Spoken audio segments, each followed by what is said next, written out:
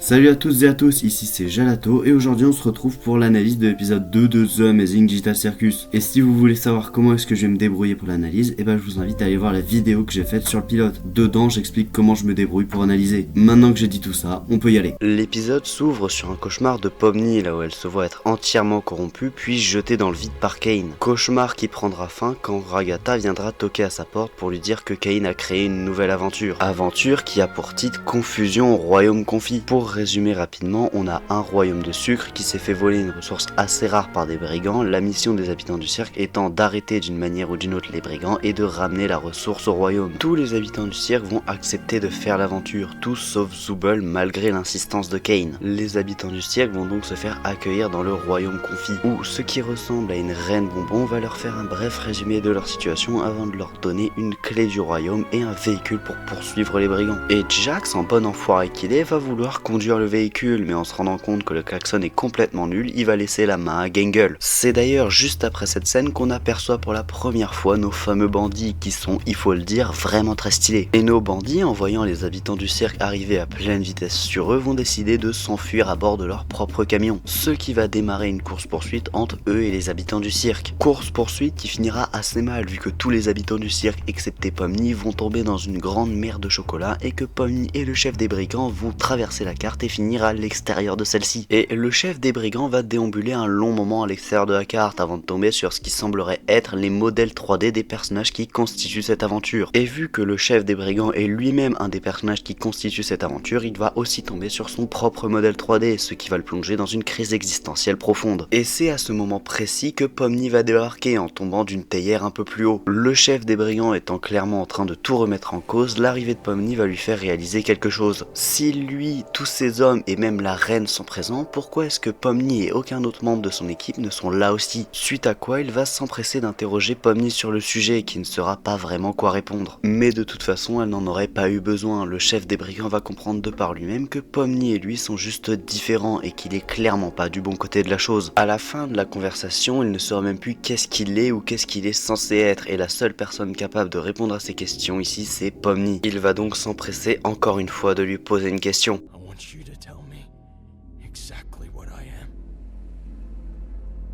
Et en attendant que Pomni lui réponde, on va regarder ce qui se passe du côté des autres habitants du cirque, qui ont réussi à survivre à la rivière de chocolat grâce à leur camion qui flotte dessus, mais visiblement les brigands n'étaient pas le seul danger de cette aventure, car nos habitants vont rencontrer le Fudge, un énorme amas de chocolat qui vivait jadis dans le royaume sucré avant de se faire bannir par la princesse car il a dévoré des villageois. En bref, c'est un tueur en série, et un tueur en série avec qui Jax va marchander. Il va échanger la clé du royaume qu'il a fraîchement volée à Ragatha contre son aide pour choper les brigands. Et c'est justement à ce moment-là que les fameux brigands vont eux aussi tomber dans la rivière de chocolat. Et avant de voir comment est-ce que les habitants du cirque vont se débrouiller pour ramener les brigands au royaume sucré, on va voir ce qui se passe du côté de Pomni et du chef des brigands. Chef des brigands qui est clairement en train de broyer du noir. Si avant il était juste en crise existentielle, maintenant il est clairement plongé dans une profonde déprime, voire dépression. En même temps, il faut le comprendre, toute son existence vient littéralement de s'effondrer devant ses yeux, et Pomni, sûrement prise d'empathie pour lui, va essayer de lui remonter le moral, en lui disant que même si son existence ici vient de prendre fin, rien ne lui empêche d'en commencer une nouvelle dans le cirque, puis en tant que PNJ, mais en tant qu'habitant à part entière. Les paroles de Pomni vont bel et bien remonter le moral à notre Croco, c'est d'ailleurs durant cette scène qu'on va apprendre son prénom, Gummigoo. Lui et Pomni sont clairement devenus amis, et à eux deux, ils vont essayer de revenir sur la carte grâce à un plan de Pomni qui consiste à faire glitcher un camion pour qu'il soit directement propulsé en l'air. Plan qui va étonnamment bien marcher, ils vont revenir sur la carte et atterrir en long shot sur la tête du Fudge, le tuant. Et en plus, vu que le camion que Gummigoo et Pomni ont pris est le modèle 3D du camion des brigands, il s'avère qu'il est lui aussi rempli de la ressource rare, ce qui est vraiment une bonne chose. Les brigands vont pouvoir repartir avec le premier camion rempli de ressources pendant que les habitants du cirque remettent le deuxième au royaume. Mais avant ça, Pomni va présenter Gummigoo aux autres et leur dire qu'il va rentrer au cirque avec eux. Les présentations étant finies, il est temps d'aller rendre la ressource au royaume. Ressource qui, une fois redonnée au royaume, va faire apparaître un portail qui donne directement sur le cirque. Mais juste avant d'y rentrer, Ragatha va se rendre compte que Jax a laissé le royaume ouvert, laissant le Fudge y entrer pour qu'il puisse commencer son génocide. Ragatha n'aura pas le temps d'y réagir qu'elle se retrouvera déjà dans le cirque. Mais restons concentrés sur le positif, Pomni s'est fait un nouvel ami qu'il est temps de présenter à Kane.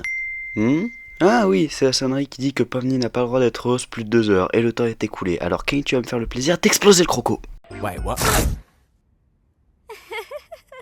On tirait tous la même tête que Pomni à ce moment-là. En tout cas, moi je la tirais. Presque instantanément après avoir fait ça, Kane va s'en aller, laissant place à Zooble qui attendait juste qu'il parte pour pouvoir se montrer. Elle va annoncer à Ragatha qu'elle a fait les préparatifs pour l'enterrement de Kofmo qui a pris du retard à cause de l'arrivée de Pomni. Et l'épisode va se conclure sur ça, sur les messages d'adieu des habitants du cirque envers Kofmo. Et même si cette fin d'épisode peut sembler plutôt triste, il y a quelque chose de plus serein qui s'en dégage, comme si Pomni, après avoir vécu tout ça, se sentait un peu moins seule dans la galère qui est le cirque. Mais ça, on va le voir plus en profondeur dans la partie analyse de personnages.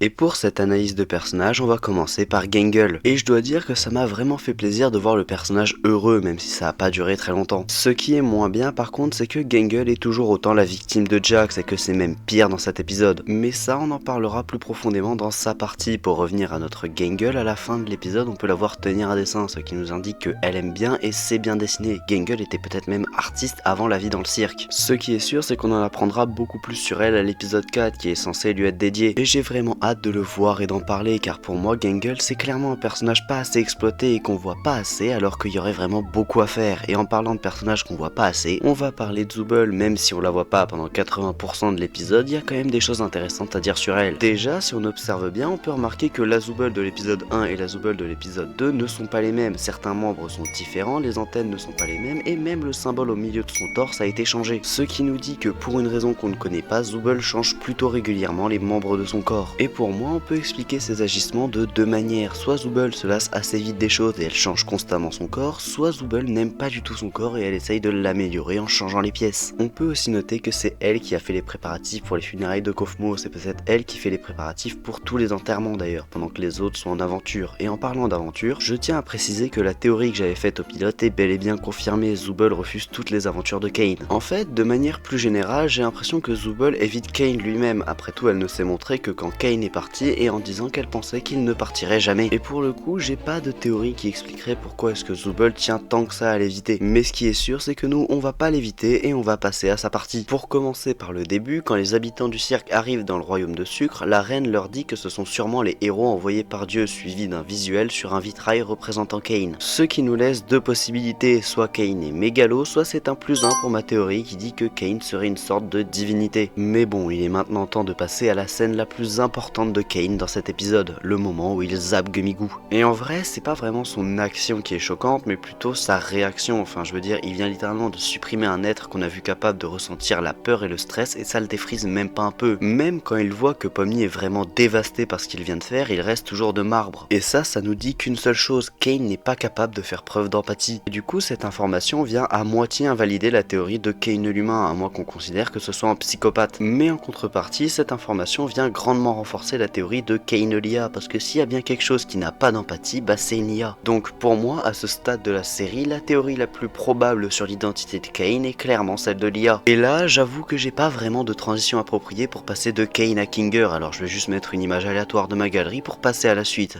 On va donc parler de Kinger, qui n'a pas eu beaucoup de scènes très intéressantes dans l'épisode, même s'il y en a quand même une qui a beaucoup attiré mon attention. Et cette scène, c'est celle que vous voyez en fond actuellement, car pour moi, elle résume parfaitement ce que je disais sur Kinger à mon analyse du pilote. Kinger est un personnage complètement fou qui a parfois des éclairs de lucidité, c'est comme si par moment le vrai Kinger se réveillait quelques instants pour juste après se rendormir. Mais à mon avis, on va très prochainement en apprendre beaucoup plus sur ce vrai Kinger, et je dis ça car sur la miniature de l'épisode 3, on le voit au premier plan avec Pomni, donc ce sera sûrement un personnage central de cet épisode. Il est aussi fort probable qu'on apprenne dans cet épisode pourquoi est-ce qu'il est devenu comme ça. Et c'est peut-être plus anecdotique, mais dans cet épisode, Kinger parle d'une collection d'insectes, tout comme dans le pilote, alors ça aura peut-être une importance plus tard. Il est maintenant temps de passer à Jax, et honnêtement, après avoir regardé le pilote, Jax, je pensais que c'était un personnage drôle, rempli de second degré, un peu narcissique et vicieux sur les bords, mais que globalement avec ça, on avait l'idée générale du personnage. Mais mine de rien, cet épisode 2 nous a montré une facette beaucoup plus sombre du personnage de Jax, et à mon avis, vous faire un résumé de ses actions les plus horribles de l'épisode sera beaucoup plus parlant que de vous faire une analyse de plusieurs minutes. Alors, soif de sang insatiable, génocide d'un royaume entier, négocier avec un tueur en série dans le plus grand des calmes, humiliation constante constante sur Gangle, Ragatha et Pomni, et pour finir manipulation mentale sur notre pauvre Gangle. Mais malgré toutes ces actions horribles, il faut pas oublier que Jax c'est juste un mec qui essaye de rire dans ce monde vide de sens qu'est le cirque, car tous les personnages souffrent de leur existence dans le cirque, y compris Jax, et à mon avis toutes ces actions atroces c'est juste un moyen pour lui d'oublier la situation dans laquelle il est. Bon après c'est pas non plus pour ça qu'il faut entièrement le pardonner d'être une merde, hein. Je dis juste qu'il y a des circonstances atténuantes. D'ailleurs sur la fin de l'épisode on a sans doute entrevu ce que ressentait réellement Jax, soit une profonde tristesse ou peut-être même une profonde solitude. Enfin ce qui est sûr c'est que par moments Jax dissimule ce qu'il ressent vraiment. Et maintenant qu'on en a fini avec lui,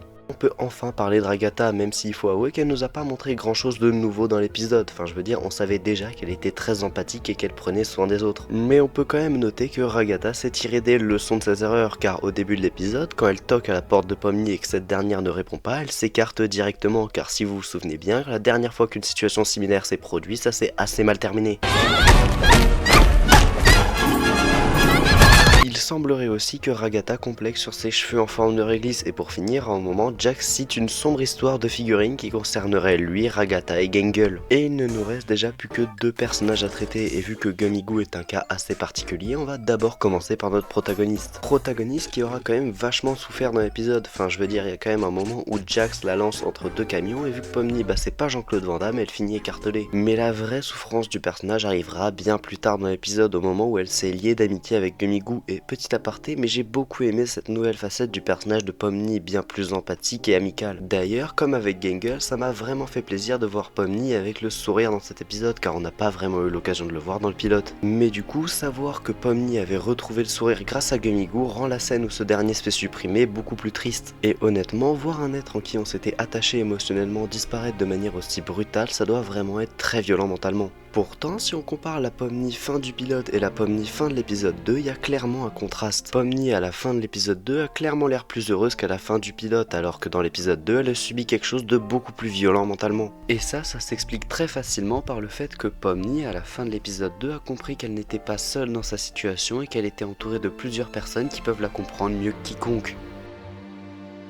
On peut maintenant parler de notre invité de l'épisode, aka Gummigoo. Et si vous êtes un fervent adhérent à cette chaîne, vous avez sûrement déjà vu le short où je parlais du personnage, mais je me doute que la plupart d'entre vous ne l'ont pas vu, alors je vais faire un résumé ici. Est-ce que vous connaissez la théorie qui dit que vous n'existez que depuis 10 secondes et que tous les souvenirs que vous avez d'avant cette date vous ont été créés puis donnés? C'est une théorie assez populaire et assez répandue, et ce qui est marrant avec elle, c'est qu'on peut pas la confirmer, mais on peut pas non plus la réfuter, c'est un peu comme l'existence de Dieu. Mais de toute façon, que cette théorie soit vraie ou non, ça change pas grand chose. Dans les 2 cas, on continuera à vivre de la même manière à une seule et unique condition, qu'on ne trouve jamais une preuve irréfutable qui nous montrerait que notre monde est faux, et ça c'est exactement ce qui arrive à Gummigoo dans l'épisode. Et je suppose que sa réaction était plutôt réaliste, après tout ce genre de nouvelles, ça pousse rapidement au bord de la dépression. Mais au-delà de ça, je dois avouer que j'ai vraiment beaucoup aimé le personnage de Gummigoo, que ce soit son caractère, son design ou même son duo avec Pomni, j'ai énormément apprécié le personnage. Et je pensais vraiment qu'il allait intégrer le cirque, mais bon, apparemment la scénariste en a décidé autrement.